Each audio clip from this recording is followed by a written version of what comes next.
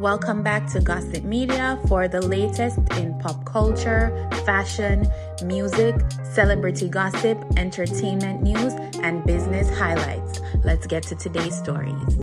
Jamaican dancehall artist Shenseea officially departs from Interscope Records, according to sources.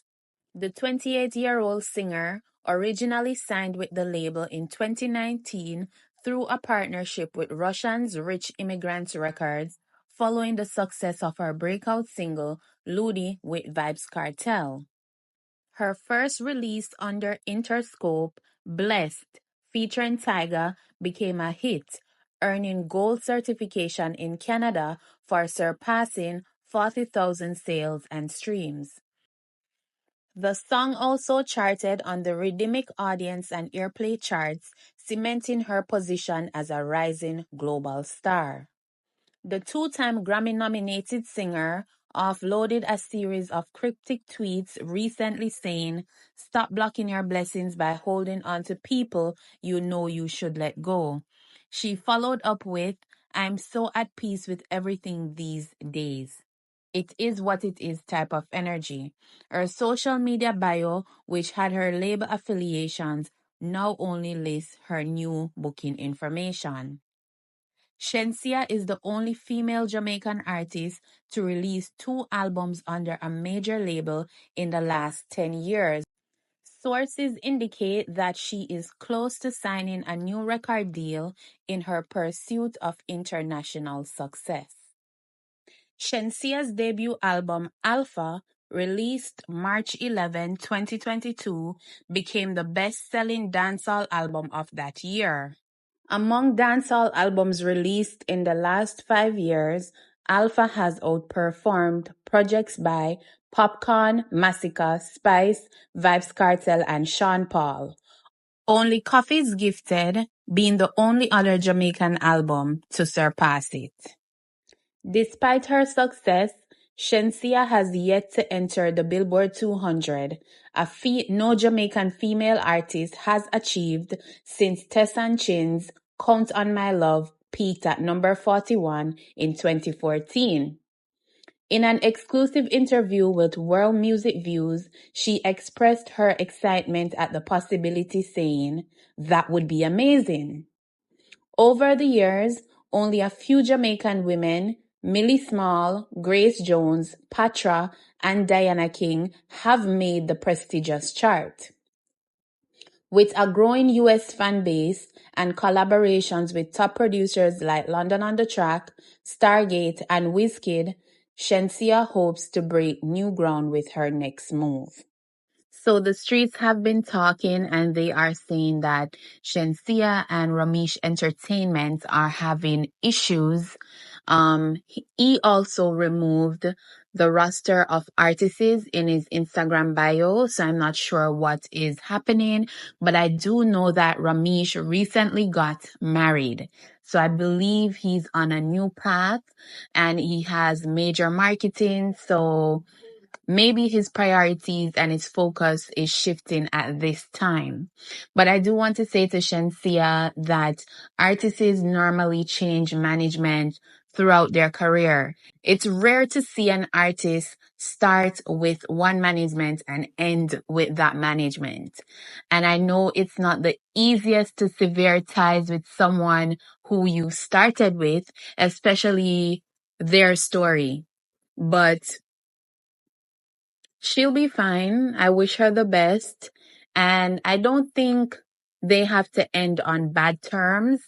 It's going to be a lot of pain, but, like, they don't have to end on bad terms, because I know Shenseea is very loyal, but if it's time to move on, it's just time to move on. And I know she'll do well because she's determined and she's hardworking and she has a vision. Maybe her marketing needs to change a little. She needs to rebrand Shenseea a little. But I do wish her the best. Let us know what you think in the comments. Moving on. It is being alleged that Kim Kardashian is suing Lana del Rey for a whopping $1 million over an Instagram ad campaign. Let's get into the details. The news comes after the National Advertising Division made an inquiry into Kardashian's underwear and loungewear company, Skims, to ensure that the brand's partnership with celebrities and influencers comply with the Federal Trade Commission's endorsement guidelines. Lana del Rey, who was featured in a Valentine's Day campaign for Skims back in 2024, was asked by Skim to specifically modify the 3 posts she posted on her Instagram page to include the tag #ad and/or #sponsored, which she has not done yet.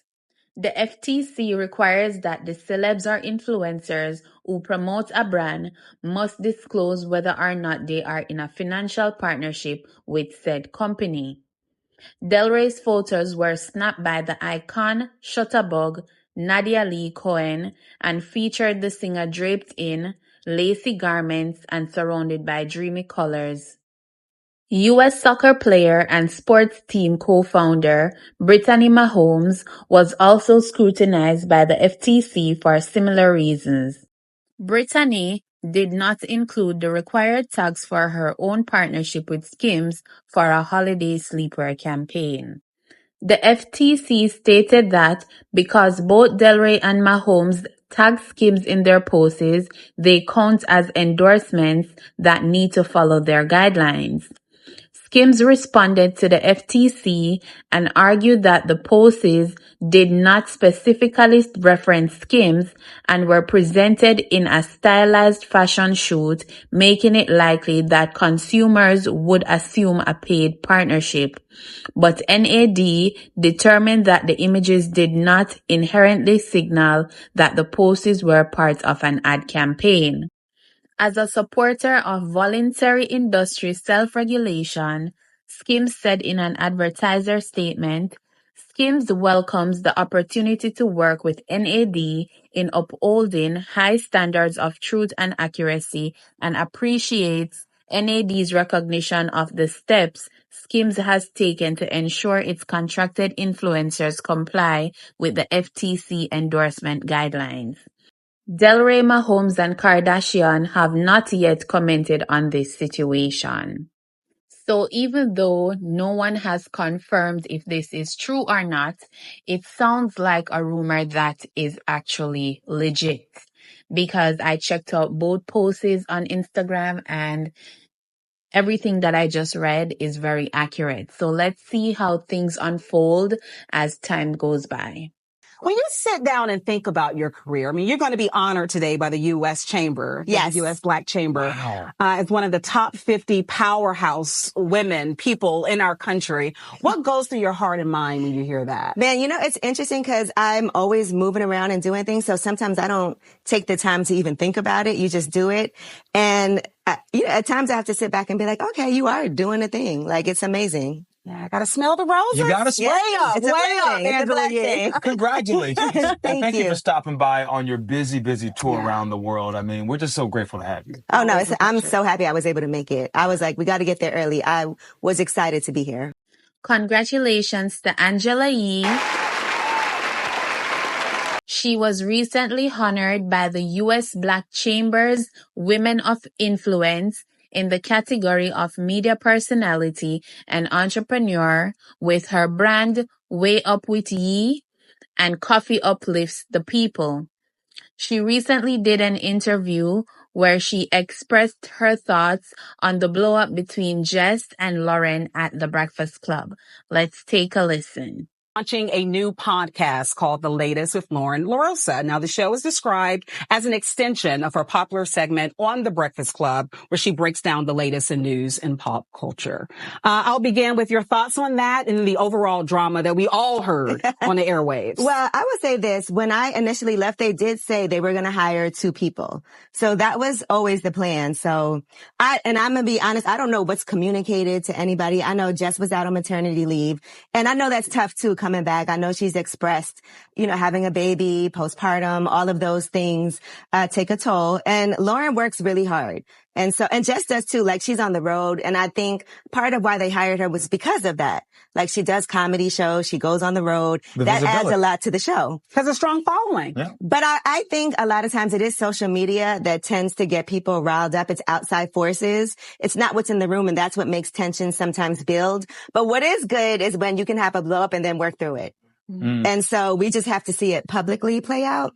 But I think it looks like they're really working through it. And I feel like this can be an advantage because a lot of people can relate to blow-ups in the workplace. And then how do you move forward from that? Because sometimes the resentment can just build and build and build, and then everything falls apart. But if you can catch it early on, that's a good way to make sure, let's squash this. So if you knew that they were going to the 2 people or 2 women model, I don't know if it was 2 women, but 2 additional people, how is it that didn't get communicated to Jess Hilarious, or at least it appears that way? Well, I'm not sure what they communicated, but I know the plan always was, even when I was there, they were like, we should add another person. Okay. And so it was always like, okay, we're going to hire 2 people. And I feel like they've said that. So I'm not sure what was said. They both did. They both kind of mentioned that, this was always a part of the original plan. Somehow it was a shock factor. Something got lost in the sauce. There was a breaking down of communication, and then she ended up blaming Charlemagne and of course, DJ Envy for not protecting her in that moment. But then she pointed back to you. Yeah. Why did she do that? She just said, I'm not crazy. And, I knew that. But what was she alluding to? You know what? I saw her one time. We had like a women's event and we didn't even have a chance. It was all the women at iHeart. So we haven't really had a chance to even break it down. I think she meant it more as a compliment. Like, Angela is not crazy, because people thought I was crazy for leaving the show. Sometimes people think as the woman, you're the problem. And so when something like this happens, it's like, she's not crazy. Like, people, who knows who said that, but yeah, I thought she was alluding to the fact that maybe you went through something similar behind the scenes and you could relate, and hey, she's not crazy and I'm not either. That's how I took it. I think all of us took it that way. We were just like, wait, how did Angela get involved in this? Right. We love Angela. I don't know. I haven't even had a chance. We saw each other. We were doing like these little group sessions and we were like, we'll talk later. And I'm sure you guys will. Then I left to go to Memphis. Yeah, I hope that conversation happens, because I think both women are equally talented in their own, they arena. Bring something different to the table. I think Jess is hilarious, and then Loren is a journalist. So I think if they can figure out how to balance those things, and sometimes it's also the conversation of, okay, when do I jump in? Because I also think it's important before a break to sit down and be like, okay, this is what we're about to talk about. What's your point of view? What's your point of view? We do that every day. We do that every single day. I don't know that they aren't doing that, but I think maybe that has to be something that's even more ingrained. So I'll say this about Angela Yee. You can tell that she is media trained. She knows how to answer a question without giving away too much or saying anything out the way, because as you can tell, she corrected herself a lot while making her, giving her commentary on the issue. But the ladies from the Breakfast Club took her advice when she said they should use this to their advantage. So Jess and Loren remixed Monica and Brandy's The Boy Is Mine, and it is hilarious. Like, you guys can check it out on the Breakfast Club or on their Instagram page, because I have to be careful of copyright issues. But it is so funny to see that they are making light of a situation and they've moved past it, hopefully. But on to the next story. So Nicki Minaj recently announced that she will be launching her sneaker line on April the 7th. Let's get into the details. Nicki has teamed up with the Urban Luxe vegan sneaker and apparel brand Loci for her own sneaker collection called Dopamine. The drop will consist of 11 custom pairs. According to the brand's website, Minaj has meticulously curated a collection that blends street cool aesthetics with high fashion chic, along with her bold and vibrant style.